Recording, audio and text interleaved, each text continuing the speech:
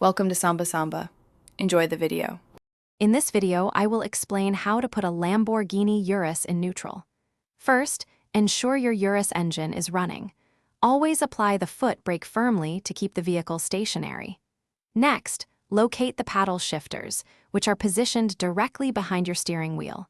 These are crucial for engaging neutral in your Urus.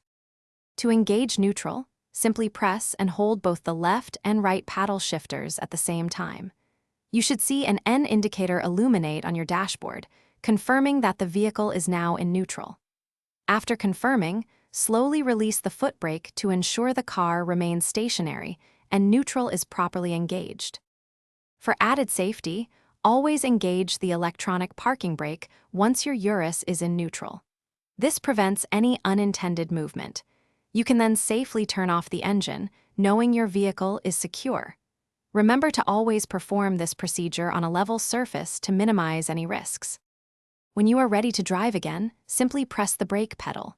Then, select your desired gear, either D for drive or R for reverse, using the appropriate paddle shifter or gear selector.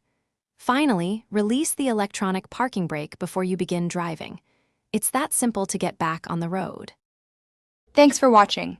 Consider subscribing if we helped you.